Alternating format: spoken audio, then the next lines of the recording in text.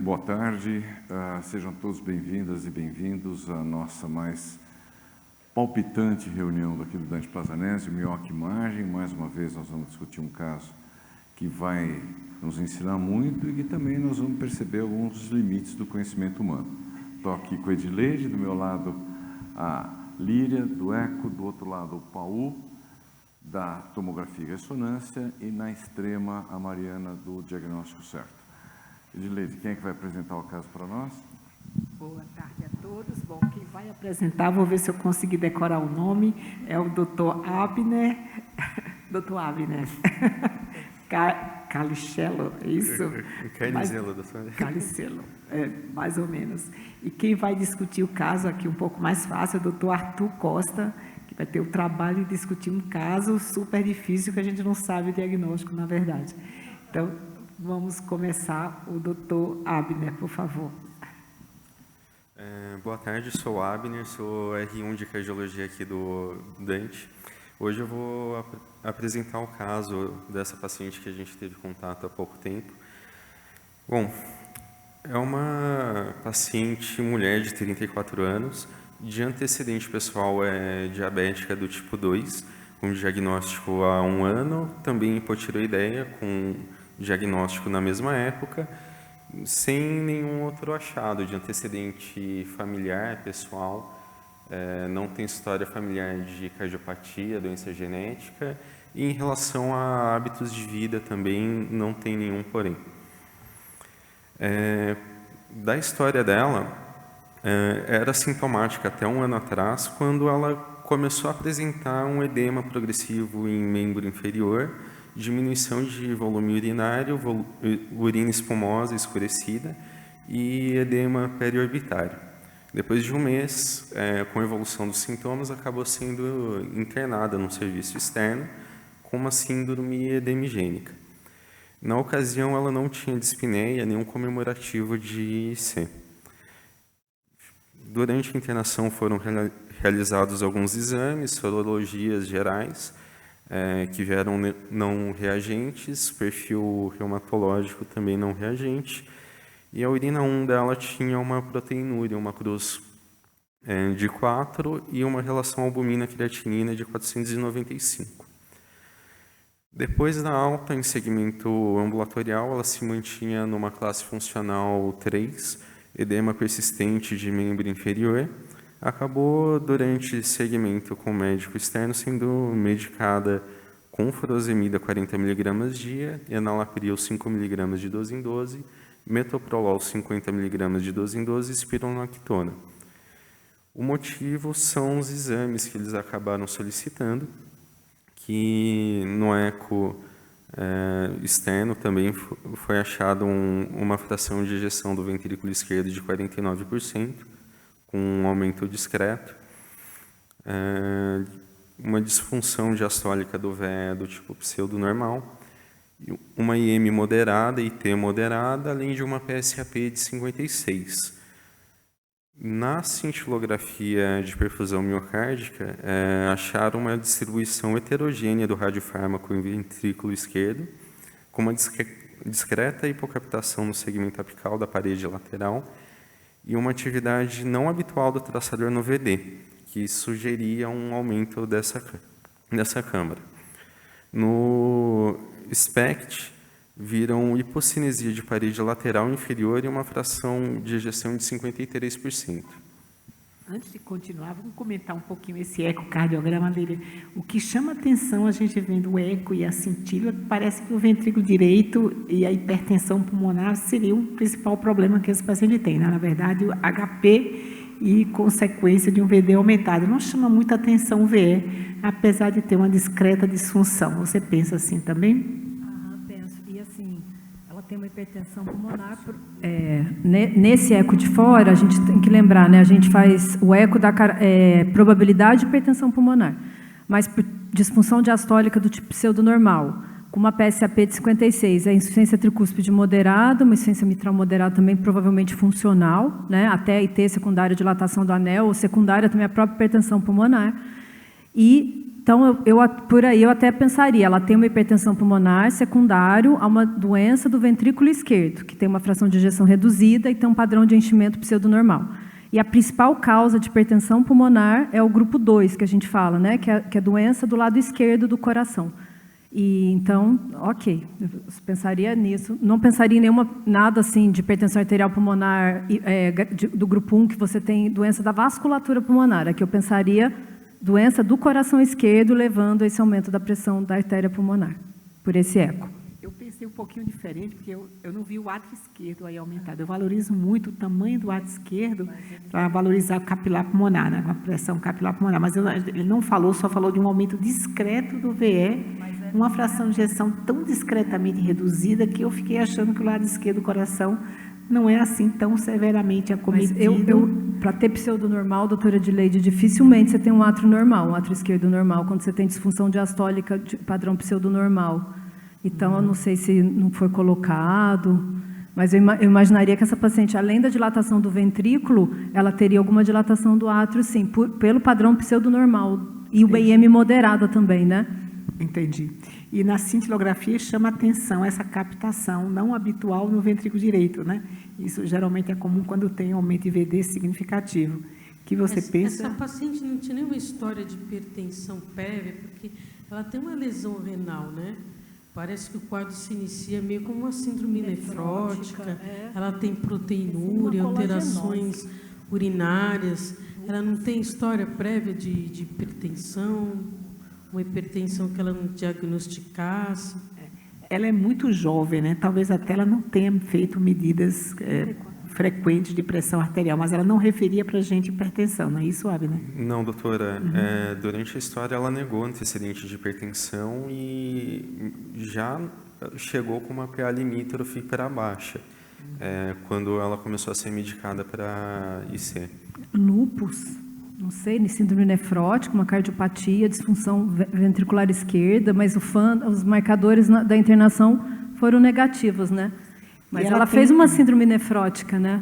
Que eu acho que os achados do coração devem ser secundários a tentar encaixar tudo numa coisa só, né?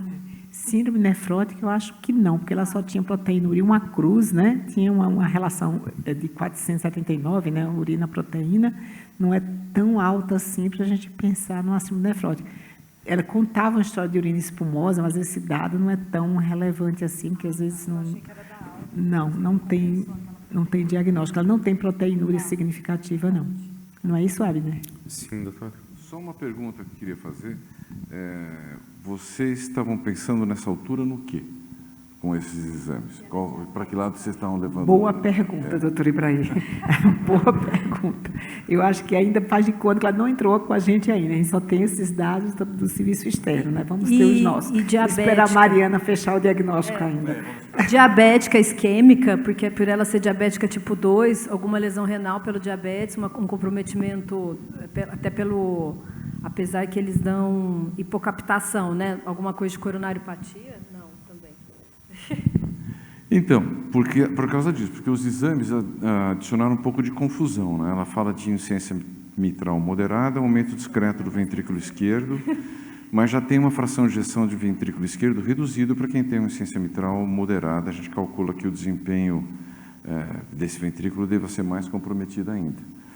53 fração de ejeção pela medicina nuclear, a gente não sabe o valor normal do lugar onde ela fez, mas em muitos lugares começa em 55, então já é alguma redução com uma hipocaptação que lembra a captação. Quem escreveu sugeriu doença coronária, né? Então, uma hipocaptação na porção apical de parede lateral. Pode ser um território irrigado por um marginal, alguma coisa assim. Então, não poderia excluir que tudo isso tivesse como... Mas as coisas estão meio diferentes, porque, por outro lado, tem uma insuficiência tricúspide moderada, com pressão de artéria pulmonar de 56, né? E um ventrículo direito que captou no esforço, que é sinal de disfunção ventricular direita um pouco maior, talvez até aí reforçando aquele raciocínio que a Líria tinha feito da disfunção do lado esquerdo, sobrecarregando o lado direito. Mas chama um pouco a atenção isso para mim, insuficiência mitral moderada, insuficiência tricúspide moderada, com um aumento que eles perceberam mais o ventrículo esquerdo e ninguém falou nada, nem do lado esquerdo, nem das câmaras direitas. Então, tem alguma coisa meio fora de lugar nesse conjunto de exames aí. Ibrahim falou que quando essa fração podia estar subestimada, entre aspas, na verdade, quando isso acontece mais quando a IEM é severa, né? O que você acha, Lírio, com IEM moderado e eles colocam contratilidade reduzida de grau discreto?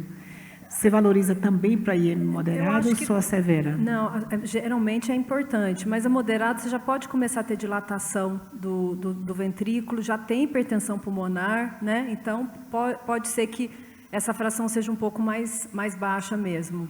Não, a gente já tem dilatação, ele coloca aumento discreto do VE, né? Mas alguma repercussão. Mas, assim, olhando isso, eu pensaria numa insuficiência mitral funcional mesmo, porque ele não falou nada da válvula, né? Se tivesse prolapso, alguma coisa, então eu imaginaria mais uma IEM funcional.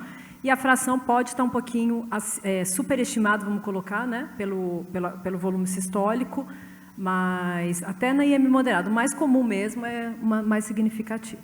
Tá? Vamos em frente? Enfim, ela foi encaminhada para o nosso serviço para continuar a investigação do quadro. Na consulta de primeiro atendimento, ela relatou melhora de edema, de dispneia e estava em classe funcional 1. As medicações que ela estava usando mudaram muito pouco, está só com glifage XR de 500 2 vezes ao dia, sinais vitais PA 95/70, uma frequência de 65, sem achado de exame físico. Então, foi solicitado o eletrocardiograma, ecocardiograma, exames laboratoriais gerais e encaminhado ao setor de miocardiopatias. Agora, a gente vai convidar a doutora Mariana para comentar o eletrocardiograma.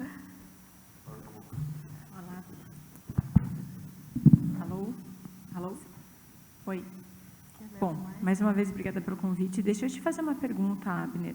Essa paciente tem uma síndrome metabólica, ela é sobrepeso, que justifique essa possibilidade de diabetes tipo 2? Ela é muito nova. Ela tem um sobrepeso leve, não é tão significativo.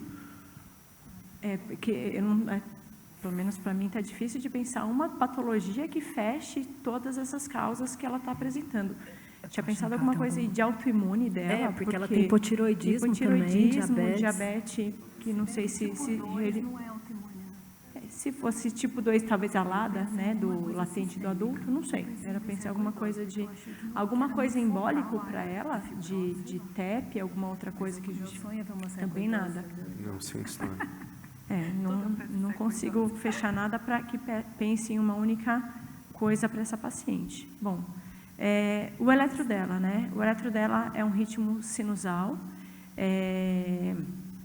A onda P, ela está um pouco meio bífida lá em D2, mas não fecha critério nem de sobrecarga de átrio direito, nem de sobrecarga de átrio esquerdo, talvez pensando em bloqueio interatrial no máximo. O QRS dela é relativamente estreito, a repolarização está normal também. O que chama atenção para ela aqui é uma área eletricamente nativa aqui em lateral, em V5 e V6, o QRS realmente está fragmentado, daria como uma possível área de fibrose. E parede inferior, talvez sugira alguma coisa de área eletricamente nativa. Só que o que foi falado de hipertensão pulmonar em relação a parte, o comprometimento de ventrículo direito, nesse eletro a gente não está vendo nada, né? Sinal indireto, talvez, de sobrecarga de átrio direito, por a transição brusca de V1 para V2 do QRS, pensando no penalosa tranquese, mas não vejo nada de ventrículo direito nesse eletro. Ritmo sinusal, área eletricamente nativa lateral, sugestiva no máximo em parede inferior.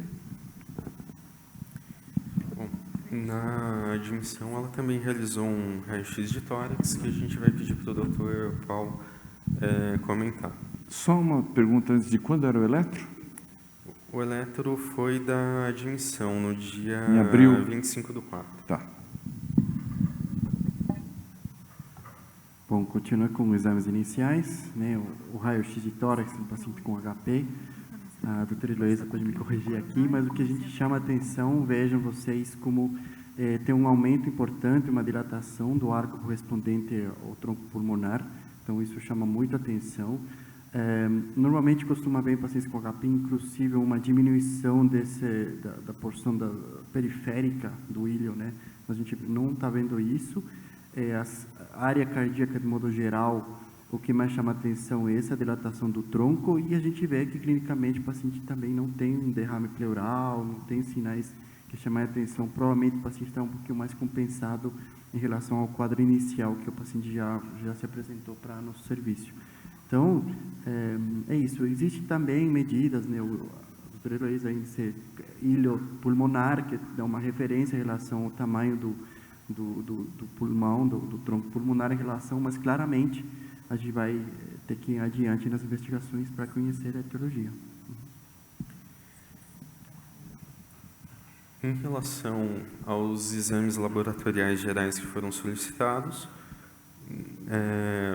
não tem grandes achados. O NT-proBNP é cerca de 800, não é dos mais altos, e perfil tireoidiano, eletrólito, estão todos normais.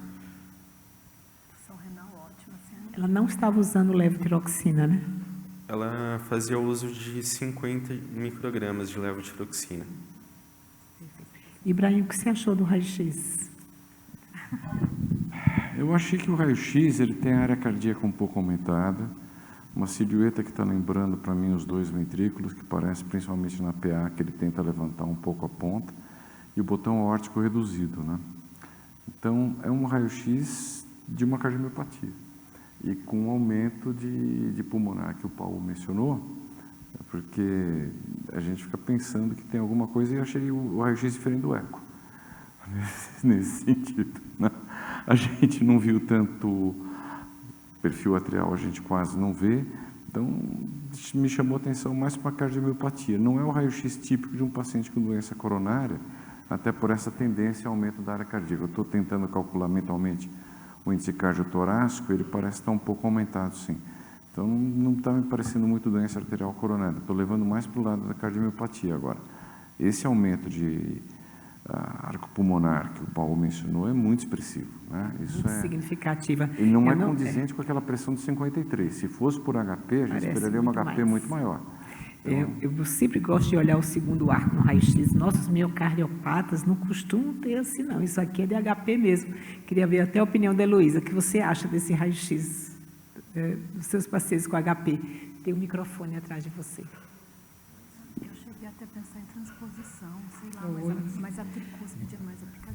Eu achei, doutora, que a pulmonar direita chama a atenção, sim. Só que os meus pacientes não conseguem ter trama até a periferia igual essa pessoa tem, né? Então, isso é um luxo. E a área cardíaca está aumentada? Sim, está aumentada, mas não para a hipertensão pulmonar, arterial pulmonar, né? Então, eu acho que tem a pressão do pulmão alta, mas por culpa do lado esquerdo do coração. Agora, o que fez o lado esquerdo do coração dela sofrer desse jeito, ela é muito nova, né? Então, a gente fica travado em algum lugar, mas a gente tem trama até periferia, não sei, acho que estaria bom demais para ser meu. Uma CIA, o que você acha? Oxe, estava salva se tivesse a CIA. Estava o quê? Estava salva se ela tivesse essa CIA. Mas não, doutora, acho que para ter um componente arterial pulmonar, eu precisaria ter galho seco, a gente estaria amputado. Eu teria uma super área cardíaca, um super TP e artérias pulmonares e ponto. Aí, ali no hilo, interromperia e seria preto para frente, a grande maioria deles, né? E essa área cardíaca ainda, pelo que eu acompanho, né, ainda não me chama atenção. Perfeito. Ela já teria algum grau de cianose, né, também, né? Pode até não ter, porque eles ficam, para não ter uma causa pulmonar e não ter nenhum shunt, então ele só vai insaturar bem no fim da linha. Então, ela não estaria nesse momento de insaturação ainda, ela ainda saturaria bem, mas eu acho que ela vai escapar de mim. Perfeito, vamos. Bom, Na primeira consulta no ambulatório do miocárdio, ela já se encontrava com uma dispneia classe funcional 3, mas sem sinais clínicos de hipervolemia. Ainda se queixou de uma dor torácica em região parasternal esquerda, principalmente durante a noite, sem relação com esforço, sem irradiações, de moderada intensidade, que ficou como atípica. Os sinais vitais, a PA, a frequência cardíaca, estavam mantidas, sem achados de exame físico. Diante do quadro, a gente formulou algumas hipóteses para serem debatidas aqui. Não sei se o Dr. Ibrahim quer fazer levantar as... Tá bom.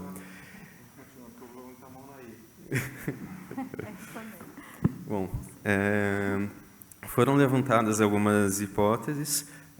A primeira seria hipertensão arterial pulmonar do tipo 1, primária. Queria ver quem acha que é essa opção. Levante a mão quem acha que é ela. Iona acha? Bom. Ninguém achou. Ninguém achou. Ninguém vai achar. Doutor Vinícius, doutor Henrique, doutor Carlos tem que achar alguma coisa.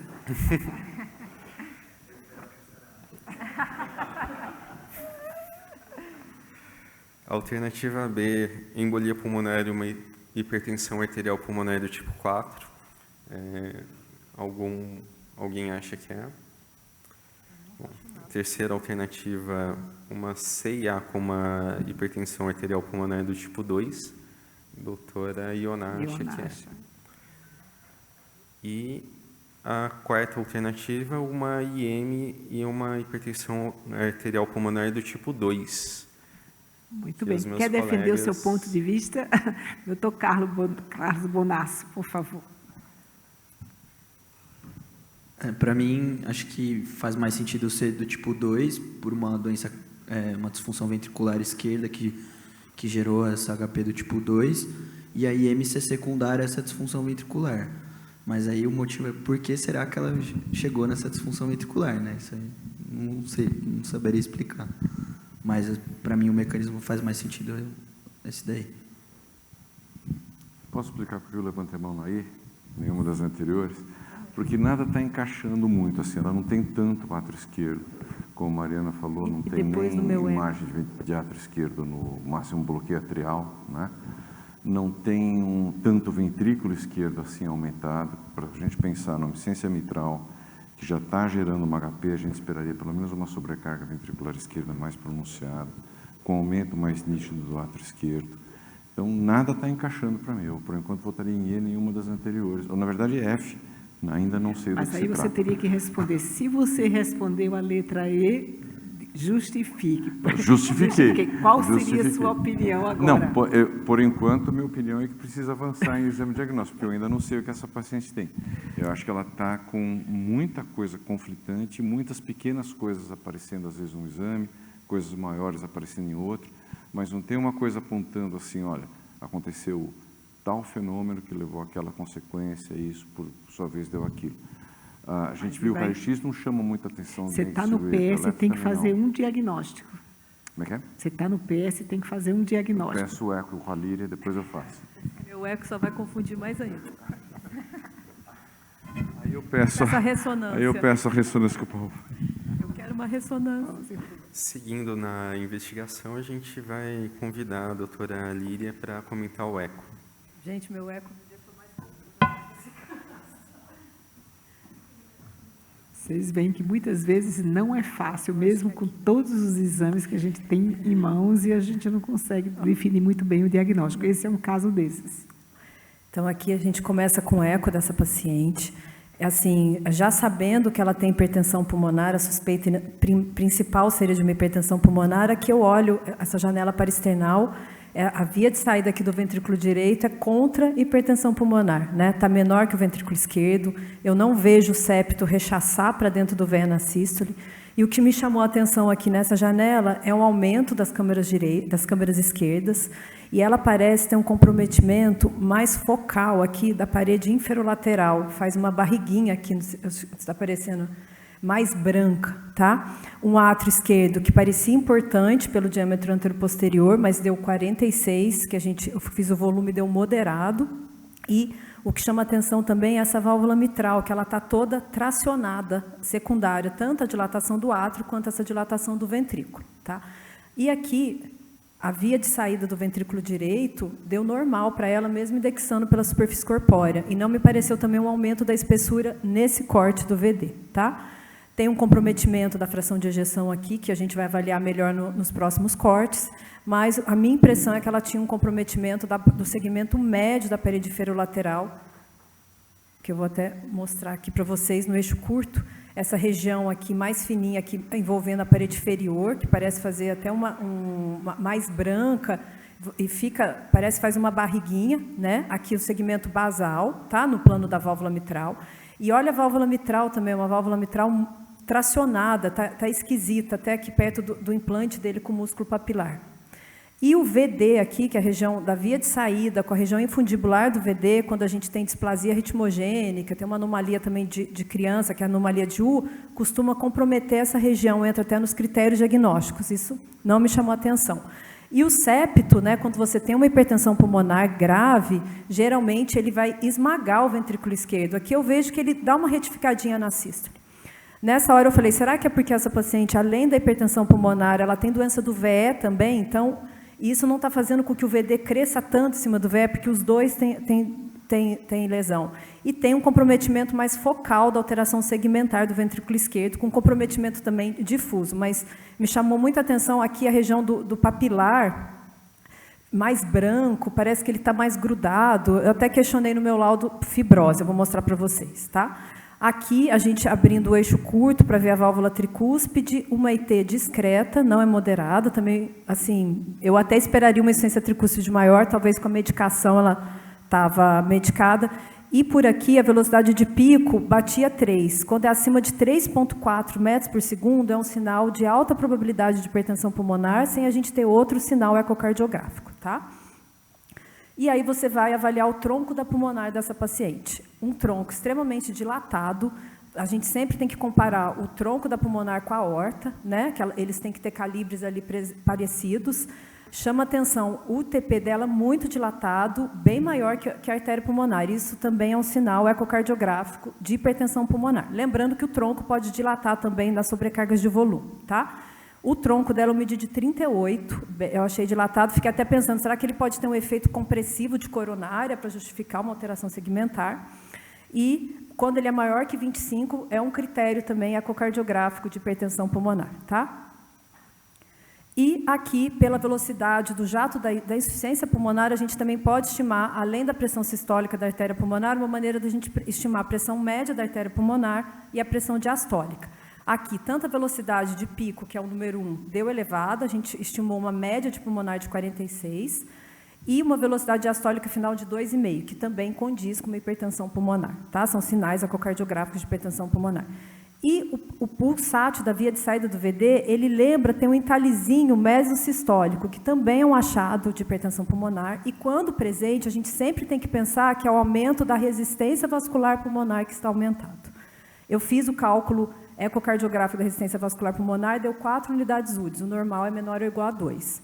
Mas isso também você pode ter uma doença do lado esquerdo que esteja cursando com aumento da resistência vascular pulmonar, tendo um comprometimento meio misto, né? Que até o prognóstico desses pacientes são piores, se vai para cirurgia de válvula, tudo isso.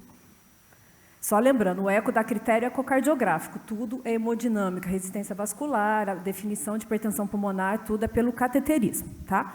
Aqui, mostrando para a gente o refluxo da válvula mitral, que apesar do átrio grande, do tracionamento, no exame que eu fiz na sexta-feira, um refluxo discreto. E eu achei a mitral tracionada, eu falei, nossa, é impossível. Hoje o doutor Jorge viu comigo, ele falou, como que não tem uma insuficiência mitral mais que isso? Eu falei, doutor Jorge, não sei. O que fala de ser funcional mesmo, ela está medicada, diminuiu o grau dessa insuficiência mitral, tá?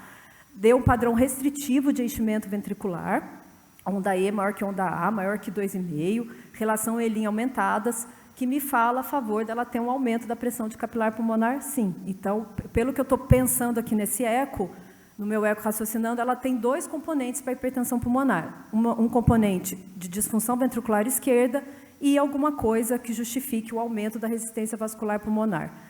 Só pela doença ventricular esquerda, não sei, porque eu não achei também tão comprometido assim. Válvula faz muito isso, né? E ela não tem, assim, funcional, sem ser funcional, não me pareceu nada. Aqui os átrios grandes, mas eu fiz o volume desse átrio, achei que ia dar importante, deu moderado, deu 43 ml por metro quadrado dexado, e o átrio direito, eu deixei até no laudo aumento discreto, mas ele está limítrofe, o volume normal para a mulher é até 21, dela deu 21,6. Ou seja, nada está batendo, né? E aqui a IT continua um refluxo discreto, aí a velocidade de pico alta, maior que 3,4, 4,4, a pressão, com a estimativa da pressão do átrio, que a cava dela, tá, eu vou mostrar mais para frente, a gente calculou uma PSAP de 88. Essa paciente em um eco anterior tinha uma PSAP de 100 milímetros de Hg, então também mostra que ela, com a medicação, ela deu uma diminuída, então deve ter um componente capilar também, depois você me dá a sua opinião, que eu não sei se eu estou pensando certo. E aí eu coloquei aqui, maior que 3,4 é alta probabilidade, independente de você ter os outros achados do ventrículo, do átrio, do TP, para a gente pensar em hipertensão pulmonar, tá? Pelo eco. E aqui, antes de mostrar o VD, que o VD dela também eu vou mostrar para vocês, a gente focando aqui na avaliação do ventrículo esquerdo. O ventrículo esquerdo aqui ele está achatado, eu não consegui pegar a região apical verdadeira, acho que é por efeito do VD que eu vou mostrar nos próximos slides, mas me chamou a atenção o septo inferior um pouquinho mais branquinho, mais hipocinético. A região inferior, segmento médio aqui, onde insere o papilar, eu achei que tem uma alteração, dei como uma cinesia com aspecto mais hiperecogênico, questionei fibrose, até do músculo papilar mesmo, tá? E vocês podem ver como essa válvula está puxada, está tracionada, né? E na inferolateral também.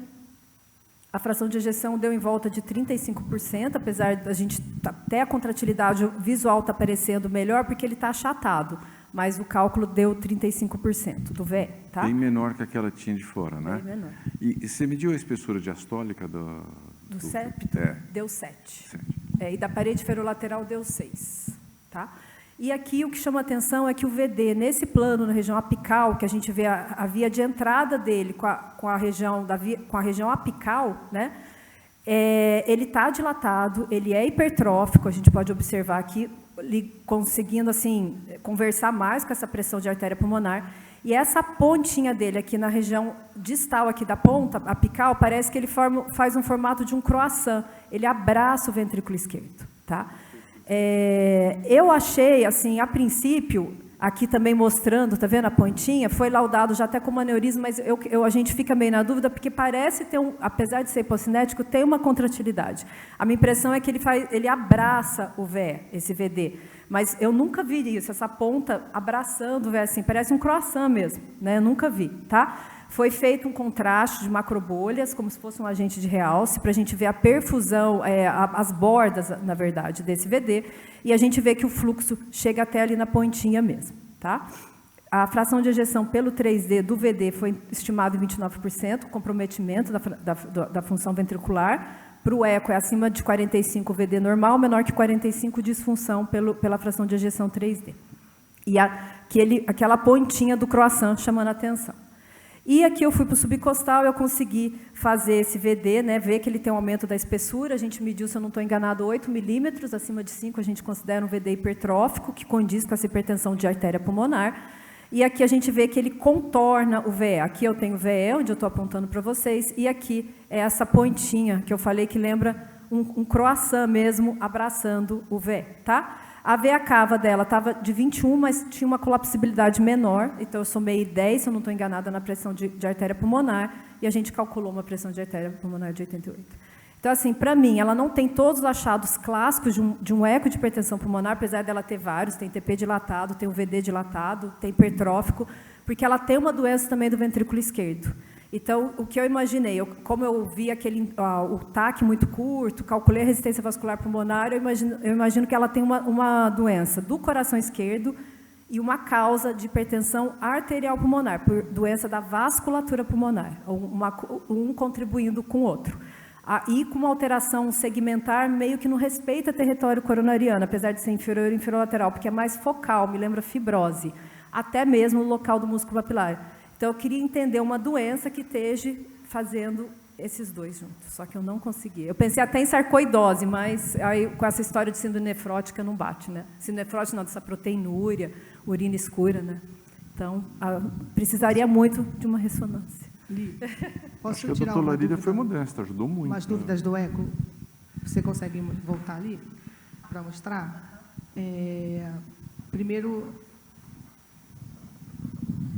quando você abre e coloca todas as imagens que a gente consegue ter em 4 câmaras, a sensação que eu tenho é que o septo interatrial ele está baulando para o lado direito, né? Então fala a favor de capilar aumentado, né? E talvez a gente tivesse uma insuficiência mitral pior se a gente batesse melhor, né? Não sei, talvez seja talvez fosse muito pior, entendeu? A sensação que eu tenho é que esse VE não bate adequadamente ou que ele poderia bater, sei lá por quê. O VD dela, por mais que tenha uma parede grossinha, eu achei que ele contrai muito bem. E é um VD vazio, assim, não é um VD de quem está com dificuldade de jogar para frente por resistência. Então, ele é um VD alongado, e o VE dela deve ter tido alguma coisa que eu não sei dizer, que o VD consegue invadir o espaço dele, assim, tomar o espaço dele. Então, normalmente, eu teria um ventrículo direito hipertrofiado, mas dilatado, e de septo interventricular retificadão, se é que já não está fazendo um shake para dentro do VE, entendeu? E um átrio esquerdo, um átrio direito bolotudão, uma cava que não consegue jogar para dentro. Aí, a gente fica pensando isso. Então, o lado esquerdo dela, né, esse septo jogando para dentro do septo interatrial, indo para dentro do ventrículo direito, a cava que ainda consegue dar uma colabadinha. Agora chama muita atenção o teu TP. Que TP é aquele, cara? Essa garota foi uma doença de hiperfluxo no passado e se fechou, sei lá, entendeu? Por que um TP tão grande? Ela não tem essa resistência. Esquistossomose dá muita dilatação do TP, mas não dá doença do lado esquerdo, né? Esquistossomose. Mas esquistossomose teria dado uma HP fixa, porque a presença do ovo lá faz uma reação inflamatória e remodela a camada média da íntima e pronto, aí é uma HP fixa. Ela não, ela tem um TP de quem teve doença de shunt, doença de hiperfluxo, não sei. Olha o tamanho desse TP. Não tem nada que para trás desse TP que justifique ele estar assim, porque tu não tem pulmonares direita e esquerda que sejam aneurismáticas, né? Tu tem um TP grande. Enorme. Que coisa é essa? E você viu a região da via de saída? Geralmente, quando tem HP, o VE é esmagado, dela não é. Porque eu falei, como ela tem doença esquerda, eu acho que tem a ver, porque, assim, geralmente, essa região da via de saída é a que mais sente, né? Ela dilata, ela esmaga o ventrículo esquerdo no eixo curto, e eu não via isso no Parister, não. Se ela tivesse alguma coisa que a gente pudesse pensar na miscelânea, lá no final, né? Alguma colagenose, alguma coisa para esse lado, justificaria ela ter dilatado o TP dessa forma, mas aí não justifica o lado esquerdo, sei lá, que doideira é essa. Só sei que eu consigo ver que tem a resistência que você calculou, que é 4, e o guideline do ano passado caiu a resistência para 2, né? Então, todo mundo vai ser meu paciente, prazer. Em algum momento vocês vão... maior que 2, né? Menor ou igual a 2 é normal, né? Mas isso tem que ser pela hemodinâmica, porque o eco a gente pode estimar só, né? Só falando que às vezes eu posso estar errado também, né? Não, mas eu acho que vai estar por ali mesmo. E aí é uma paciente que eu não teria nem coragem de mandar para o CAT, porque sim, sabe? Eu cheguei a solicitar o CAT dela e quando eu li o eco, eu suspendi o CAT com os meninos e falei, espera a gente discutir, porque não vai ser um CAT direito seguro e fácil só para eu ter o diagnóstico. Então, a gente tem que ter um benefício um pouco maior para eu poder botar essa moça na mesa e fazer um CAT direito diagnóstico só para pensar em entrar com vasodilatador, né? Então, não sei se eu vou ajudar muita coisa. E, assim, doença ventricular esquerda, que é a principal causa de hipertensão pulmonar, você costuma ver dilatar o TP desse jeito? Não, porque, graças a Deus, eu não acompanho. Ah, tá. Esses não ficam comigo fica só o grupo 1. Então, essa moça para um grupo 1, ela tá cheia de saúde demais. Olha o septo interventricular dela. Eu cheguei até a falar, será que ela tem uma transposição Mas aí eu vi a tricúspide está mais apicalizada, porque às vezes a gente tem umas surpresas na vida, né? E que tricúspide Mas... linda também, né? A tricúspide dela super funciona bem. Eu achei o lado esquerdo dela feuzão. Heloísa, você já tinha visto um VD assim? Eu fiquei aqui pensando, fazendo um paralelo com a doença, quando o paciente é hipertenso, faz um HVE e consegue vencer a pressão arterial e se hipertrofia. Eu achei esse ventrículo direito muito hipertrofiado, e parece que ele cresceu. Em vez de dilatar, ele cresce para frente. Mas ele cresce aumentando musculatura, não é isso? Eu entendi, se eu entendi, foi isso. Ele ficou, abraça, né? Ele faz... Isso, e parece que ele está hipertrofiado, conseguindo dar conta da hipertensão pulmonar, e por isso ele não dilatou muito, porque ele tem uma pré-carga que está justificando a pós, né? Então, para vencer a pós-carga dele. Para ele conseguir fazer isso, definitivamente a resistência à frente é a que ele consegue empurrar. Então, ele não tem uma resistência suprassistêmica ou uma resistência alta de arteriolar pulmonar, que eu estou falando, porque é muito, muito, muito difícil o VD que vai enfrentar uma resistência à frente, ele ter um comportamento de ventrículo esquerdo. É meu sonho esse paciente, inclusive, verdade. Fazer uma biópsia e tentar estudar alguma coisa que ajude as pessoas que têm a resistência mais alta, mas eles fazem ventrículos direitos bem dilatados e bem hipertrofiados. Esse está bem hipertrofiado, né? Mas está vazio, doutora. Aqui, com todo respeito. O parasternal não tem nada, na região da via de saída não tem. Isso que me deixou muito cabreira, porque quando eu vejo o eco de hipertensão pulmonar, aquela região do parasternal, quando começa o exame, o VD é dilatado, você vê um super hipertrófico e ele rechaça o VE. O VE é esmagado, tem até um índice que a gente chama índice de excentricidade, que é quando o VE ele é esmagado mesmo pelo VD. Não acontece Você via aqui. que tinha um septozinho paradoxal, né? Essa mitral super tracionada, mas o refluxo discreto. O outro eco também deu. Eu acho que o componente dela de medicação, até por ser funcional, está ajudando bastante nessas válvulas, né? Até na hipertensão pulmonar mesmo. Mas eu achei muito esquisito. Não bate, não liga nada com nada. Esse VD é o mais impressionante desse caso, esse ventrículo direito. Ele abraça o VE, né? E você acha que valeria a pena fazer um esofágico? Porque sobrecarga de volume pode até justificar a dilatação do TP, né? Mas eu não vi CIA, fez contraste, não passou, né? Para ver uma drenagem venosa anômala poderia fazer isso, mas e por que ela tem alteração segmentar? Bom, eu achei que ela tinha alteração segmentar, posso também, porque achei a janela difícil ter errado. Mas um esofágico pensando... Não sei, drenagem venosa anômala, mas não justifica o lado esquerdo, mas não ia né? justificar. Ela tem alguma doença de miocárdio mesmo, porque esse ventrículo direito dela está hipertrofiado, mas ele não está hipertrofiado secundário à força que ele está fazendo, doutora. Porque olha o tamanho do TP. Então, ele fez uma super força durante algum tempo e o TP dilatou, sem a menor dúvida, porque ela mostrou um super TP. Né? A gente, quando tem, sei lá, as doenças de comunicação, que a gente demora um pouco a fechar, né? Ou então, um falô, esquece comunicação, pensa num falô. Então, como o fluxo vai preferencialmente para o lado esquerdo do que para o lado direito, a gente vê umas aortas aneurismáticas com o passar do tempo. Então, a mesma coisa para o outro lado. Se eu tenho uma CIV que eu não fechei, mas que eu não tive a resistência pulmonar alta. Então, eu tenho um fluxo maior para o pulmão, eu tenho dilatação desse tronco da pulmonar, mas quando eu conserto, a dilatação tende a regredir. Então, ela não tem comunicação nenhuma, ou teve, que a gente possa afirmar, e tem um TP muito grande. Então, ou isso ainda vai mais para frente, a gente está pegando ela agora, porque eu ainda não entendi esse TPzão dela, não. Um TPzão sem uma ITzona, né? Uma dificuldade de jogar para frente sem arregaçar para trás. É um VD muito bom para uma hipertensão arterial pulmonar, apesar dele ser muito feio. Eu consigo ver o quanto ele é feio. Mas é que os meus são tão mais feios que esse, que eu até gosto do dela. É estranho, né? Eu nunca tinha visto um VD desse, não.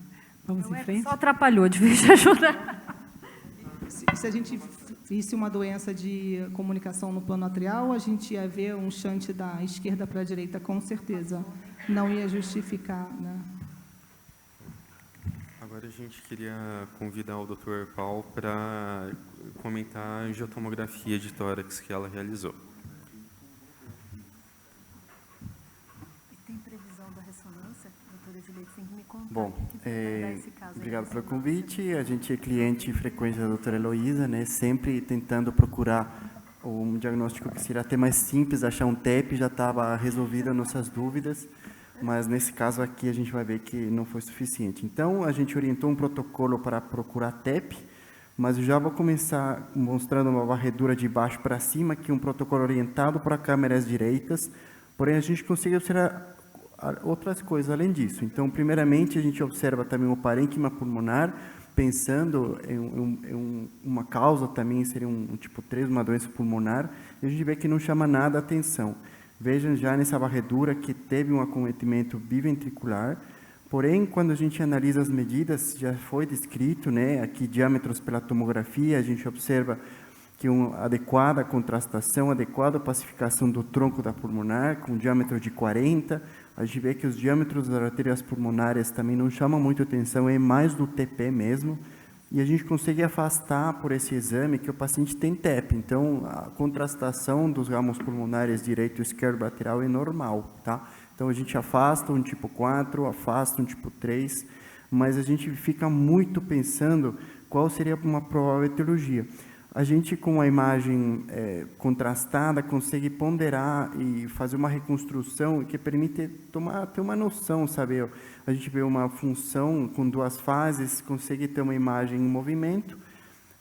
Tudo bem, não conseguimos demonstrar a questão de fluxos, mas a gente consegue ver que a artéria pulmonar ela abre muito bem. Então, não está restrito um problema ali. Então, vejam aqui uma imagem simulando uma imagem em movimento do coração com 2 imagens. Mas percebam, senhores, como essa morfologia do ventrículo direito, ele acaba abraçando, e mesmo ela tendo espaço para crescer lá, ela acabou crescendo mais na ponta. Então, isso que chama muita atenção, que o ventrículo direito acaba aumentando de tamanho, mas mais restrito na porção apical do que na porção médio-basal. Então, isso que tem uma manifestação muito chamativa. Tem uma dilatação, dilatação bilateral sim, mas também chama atenção uma hipoatenuação bordeando no ventrículo esquerdo. Tá? Embora o ventrículo direito seja o que mais chama atenção, tem um discreto aumento sim do ventrículo esquerdo, e eu vou mostrar mais adiante para os senhores uma simulação. Vejam o tamanho desse tronco da pulmonar, comparem com a aorta aqui, muito mais grande.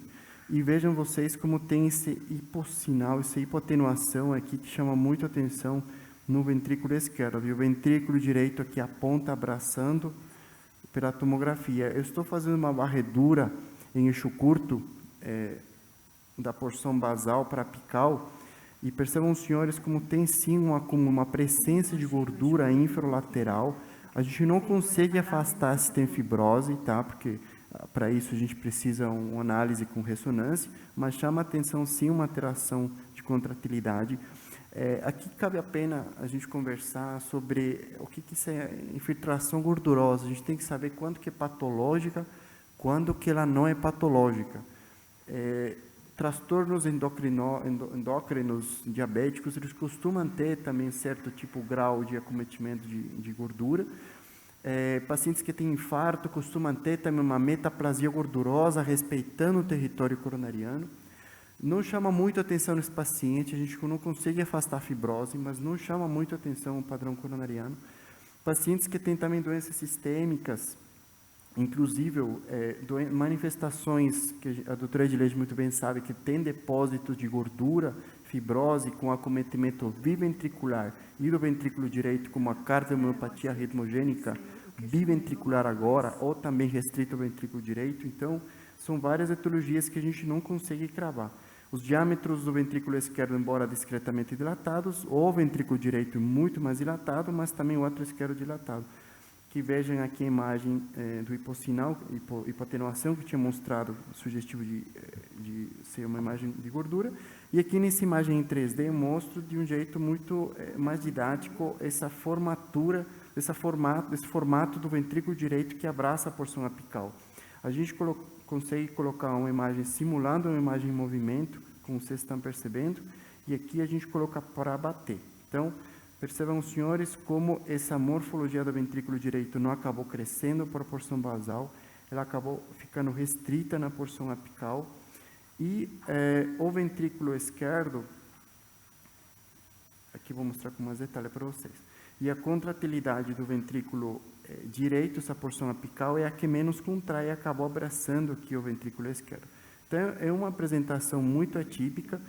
A gente, pela tomografia protocolo-TEP, consegue afastar as etiologias de hipertensão pulmonar, como grupo 4, seja tromboembolismo.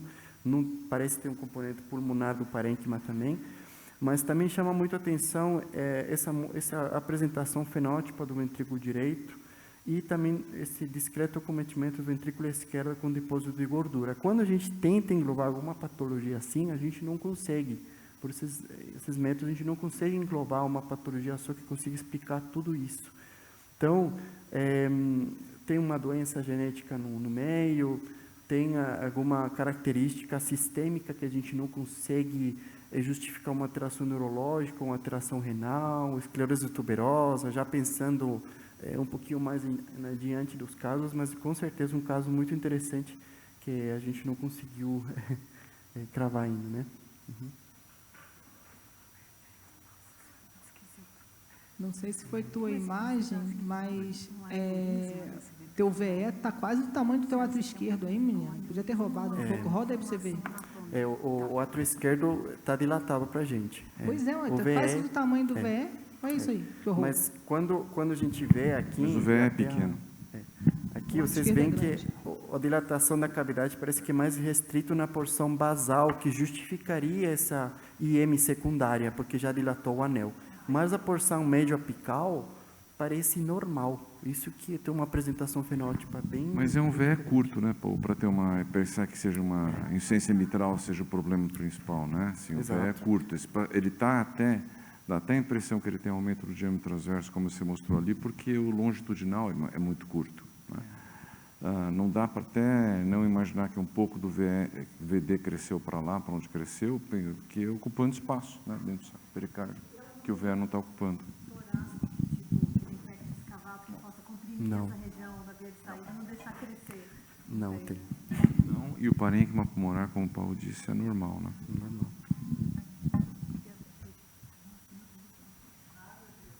Meu Deus. Suas considerações, doutora Heloísa. E agora? Temos só isso de exames, né? Chegou num ponto final que a gente tem que resolver o que a gente vai fazer. A gente querendo ou não, né, se a gente vai fazer diagnóstico, a gente vai ter que pedir o CAT, e tem que conversar com os meninos. E eu penso não só de fazer o direito, né, porque para mim tem que fazer o CAT direito, mas talvez pedir para os meninos olharem alguma coisa à esquerda também, já que vai entrar na paciente, porque o caso é muito atípico, né? Se não bate o olho e fala, é idiopática, ou você bate o olho e fala, ela tem lúpus, ela teve alguma... Ela abre para uma série de coisas, né? Até agora, estou entalada com esse tamanho de TP. Isso é TP de quem tem hipertensão arterial pulmonar, mas ela não tem o VD de quem tem a minha hipertensão arterial pulmonar. E ela não tem uma trama vascular pulmonar de quem tem a minha hipertensão pulmonar. O Paul foi fazer o protocolo TEP e ele conseguiu ir embora com o contraste dele até longe, não é o habitual, né? Ele para no hilo, normalmente. Então, ou ela é uma HP sortuda, ou ela é um miocárdio azarado, ou os dois a gente vai descobrir, pode ser que a gente tenha que seguir junto, mas eu queria muito ter vindo hoje, foi muito bom vir para eu poder prestar atenção para direcionar os meninos para o CAT, porque não vai ser um CAT de diagnóstico de hipertensão pulmonar simples, né? Ela tem alguma coisa a mais aí e eles vão ter que entrar com um pouquinho mais de cuidado. Perfeito, vamos em frente. Depois conta. Bom, diante aí dos exames... Continuamos sem saber, né? A opção mais correta foi a opção do doutor Ibrahim, a letra E. Alternativa E. Letra E ainda não sabemos. Mais interrogação, eu acho que aquela morfologia do ventrículo esquerdo chama muita atenção. O ventrículo esquerdo circunferencial, que a Líria já tinha mostrado no abaulamento, na via de entrada dele, e o papilar posterior, de fato, está muito próximo da inserção dele, a base do papilar posterior está muito próximo de uma daquelas áreas escuras, né? que pode mesmo ser degeneração gordurosa, mas que se for degeneração gordurosa, aquilo passou por uma etapa de fibrose. Então, para compor mais o quebra-cabeça, acho que a gente está diante de um paciente que tem áreas de fibrose que provavelmente evoluíram para degeneração gordurosa ou não. Uma ressonância vai ajudar bastante a saber, porque isso pode não necessariamente ser gordura, isso pode ser apenas áreas de uma hipoperfusão, né? Então, a gente precisa ver na ressonância o que foi, que direitinho, o que é aquilo. Que tem uma alteração da válvula mitral, sim, tem um aumento de ato esquerdo, mas que não é tão grande como os que a gente costuma ver nos casos de HP maciça, secundária, à insuficiência mitral. Tem uma dilatação do tronco da artéria pulmonar que chama muita atenção, é um aneurisma mesmo, né?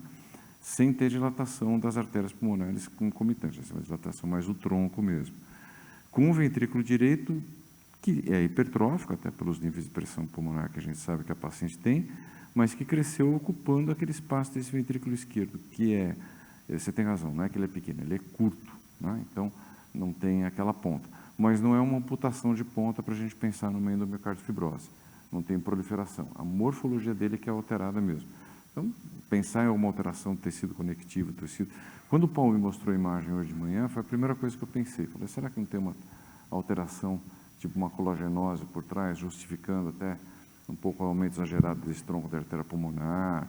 A gente sabe que pode ter algumas delas que dão comprometimento ventricular esquerdo com padrão de fibrose mesocárdica e subepicárdica, que pode ser esse caso, ou que pode ter sido esse caso antes de ter evoluído para a degeneração gordurosa. Então, a alternativa aí está cada vez mais forte para mim nesse caso.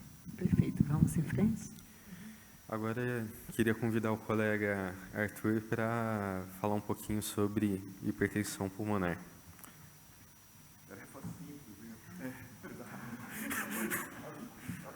Tudo bem, gente? Boa tarde. Vou ser bem breve, né? O tema é muito extenso, vai ser só mesmo a gente pontuar os pontos principais aqui, para ilustrar um pouco o caso, tá, gente? Só para ilustrar sobre a epidemiologia, né? O último levantamento de 2013 foi visto um relato de 61 milhões de casos de insuficiência cardíaca em todo o mundo, e com a hipertensão pós-capilar isolada ou combinada, é uma complicação frequentemente mais na ICFEP e foi afetando pelo menos 50% desses pacientes. Também foi encontrado em 60% a 70% dos pacientes com doença valvar mitral grave e sintomática e até 50% daqueles com estenose aórtica sintomática. O quadro clínico, ele entra no diagnóstico diferencial da dispneia, né? O quadro mais típico assim, é a dispneia dos esforços, mas pode ter vários tipos de sintomas, né? Tanto como fadiga, dor precordial, dor torácica, tontura, síncope, cianose, hemoptise, limitação das atividades diárias. Então, entra no diagnóstico diferencial de muitas patologias, aí, principalmente, né, da parte cardíaca. Aí. Ela é definida hoje como uma pressão arterial pulmonar média, né, isso pelo cateterismo, acima de 20 milímetros. Sempre foi classicamente como acima de 25, nos últimos 3 anos que mudou isso, agora a classificação é de 20 milímetros, certo? E a gente faz essa classificação principalmente, né, para ver se é uma vinda do lado de uma disfunção de ventrículo esquerdo ali, com avaliação se ela é uma hipertensão pulmonar pré-capilar ou pós-capilar. Isso aí é feito também pelo cateterismo com a medida de a pressão de oclusão da artéria pulmonar. Quando ela é acima de 15, ela é considerada pós-capilar, ou seja, tem componente de VE. Quando ela é abaixo de 15, ela provavelmente não tem esse componente, aí ela vai se encaixar nos outros grupos aí que eu vou falar sobre a classificação. Classicamente, são classificados em 5 grupos, né? O grupo 1, que era também chamado da hipertensão primária, ela abrange a hipertensão basicamente realmente da vasculatura pulmonar ali, do tônus pulmonar, certo? Ela geralmente vai ter também, vai ser componente pré-capilar. O grupo 2, elas são associadas à insuficiência cardíaca de fração de ejeção reduzida, de fração de ejeção preservada, algumas cardiopatias congênitas e alterações valvares. O grupo 3 é associado à alteração pulmonar, né, como DPOC, o grupo 4 de embolia pulmonar e o grupo 5 ele entra como a miscelânea, geralmente doenças multifatoriais, e elas podem se enquadrar tanto no pré quanto no pós-capilar. O grupo 2 é o mais comum, né, que embaixo tem ali mais ou menos a prevalência, O grupo 2 é o mais comum do tipo de hipertensão pulmonar. Então, só para estratificar um pouquinho a investigação, né, o paciente, você definiu que ele tem hipertensão pulmonar, vai ser acima de 20 milímetros de hipertensão pulmonar média. Primeira coisa, você vai ver se ele é pós-capilar ou pré-capilar, certo? Se ele for pré-capilar, vai ser provavelmente o grupo 1, 3 e 4, e o grupo 5, como eu disse, ele é meio que o coringa ali, ele pode ser, entra em qualquer espectro. Do grupo 2, vai ter uma pressão de oclusão de artéria pulmonar, que ela reflete ali o átrio esquerdo, acima de 15. Só que aí tem o grande problema, que é até o do paciente que a gente viu aqui. Tem alguns casos que ele tem um componente de disfunção de VE, só que também tem um componente pré-capilar. Ou, às vezes, por evolução, avanço demais da doença ali, que remodelou tudo e ficou com pré e pós-capilar, ou até por duas doenças associadas. Ela tem uma disfunção de VE que causa hipertensão pós-capilar, mas tem uma outra cardiopatia, uma outra doença que faz pré-capilar também. Como que a gente diferencia isso aí? Através da resistência vascular pulmonar, né, que foi calculado pelo eco, mas para fechar o diagnóstico mesmo aqui, seria pelo cateterismo direito. Essa aqui é da diretriz brasileira, ainda está com um valor antigo de 3 UDs para diferenciar. Na última diretriz europeia agora já saiu com 2 de diferença. Uma resistência vascular abaixo de 2, ela é considerada puramente pós-capilar. Quando ela é acima de 2, ela tem componente pré e pós-capilar. Isso aqui também tem relevância para os pacientes que vão para transplante cardíaco. Geralmente pede um CAT direito justamente para ver isso. Aquele paciente que tem uma insuficiência, uma hipertensão pulmonar puramente pós-capilar, ele é melhor para o transplante ali, que provavelmente, transplantando o coração, vai resolver a hipertensão pulmonar. Quando ele já tem um componente pré-capilar, na hora que coloca um ventrículo novo ali não adaptado, ele entra em uma disfunção de VD, que não trabalha muito bem na pressão, e acaba piorando aí. Aqui só ilustrando um pouco a fisiopatologia quando é do grupo 2, que é do lado que veio de uma disfunção do lado esquerdo, né?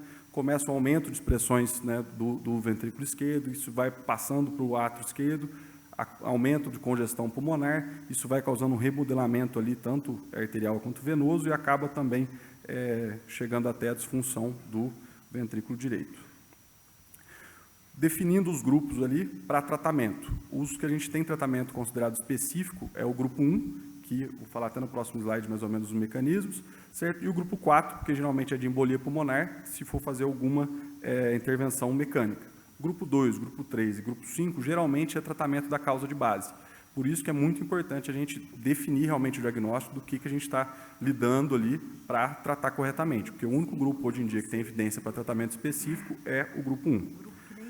O tratamento, não vou entrar em detalhes, que é bem complexo, mas só para saber, a gente tem 3 vias, mais ou menos, hoje de tratamento, que é a via da endotelina, a via do óxido nítrico e as vias da prostacyclina. Cada uma delas tem um tipo de medicamento, tem alguns, geralmente, acaba tentando entrar com as 3 vias a cada caso, e lembrar que isso aqui é só validado hoje para os pacientes que a gente consegue definir que são do grupo 1. Grupo 2, 3 e 5 é tratamento da causa de base. O que a gente tem hoje para quando a gente define que é do grupo 2, que é uma hipertensão secundária a uma disfunção de ventrículo esquerdo. É tratamento otimizado tanto da ICFR quanto da ICFEP. Se for de causa valvar, indicar a troca a partir da indicação da troca valvar mesmo, se já tiver indicada, certo? Reduzir bem, controlar bem a parte volêmica do paciente. Esse paciente, se ele ficar meio ali congesto, ele vai estar sempre piorando essa hipertensão pulmonar e agravando cada vez mais o quadro. Controle de comorbidades, até para não ter confusão de sintomas, não ver se a dispneia é causada por obesidade, por síndrome metabólica, por um DPOC, tá certo? E, só para mostrar assim, já teve estudos tentando fazer aquelas vias que eu mostrei de tratamento do grupo 1, da endotelina, do óxido nítrico, para ICFR e ICFEP, e até hoje não teve benefícios. Tem alguns estudos pequenos com o sildenafil melhorando a hemodinâmica e capacidade de exercício, mas ainda não tem nenhuma recomendação formal para o uso, ainda faltam mais estudos randomizados aí. E era isso. Muito bom. Excelente, doutor Carlos. Eu achei muito interessante esse caso, porque geralmente a gente avalia se a hipertensão pulmonar é pré ou pós, olhando o tamanho do átrio esquerdo, já que a gente não tem facilidade de medir a pressão capilar pulmonar sempre, né? Então, não é fácil. A gente fazer até, e o custo é alto para a gente fazer a pressão capilar pulmonar. Então, esse caso eu achei muito interessante, porque tinha uma pressão pulmonar muito alta, tinha doença do VE, mas o átrio esquerdo não era um aumento importante. Geralmente, o átrio, quando vive submetido a uma pressão muito alta, ele distende muito, ele distende rápido, né? Não é tão demorado. 24 a 48 horas, ele se distende demais. E esse caso tinha um átrio esquerdo com tamanho não tão grande assim, e uma pressão pulmonar. E a pressão pulmonar, a gente não vê nossos miocardiopatas com um abaulamento de artéria pulmonar do segundo arco, como a gente viu nesse caso. Então, um caso difícil, realmente, que vocês veem que a gente passou 1 hora aqui discutindo, a gente ficou sem diagnóstico, mas espero que os exames que estão faltando... Dois, né? Quando tem tiver a parte 2, o CAT, ele volta para a ressonância, o CAT e o estudo genético, não esqueça do estudo genético, pode ser que a gente avance um pouco mais no diagnóstico. Então, vamos agradecer a presença de todos. Obrigada a todos. Mariana, dessa vez, não fez o diagnóstico. Não fez, mas ninguém fez, né, Mariana? Sua desculpa, ninguém fez. Aquele eletro bem mequetrefe também, né? O eletro não mostra aumento do átrio, é muito estranho.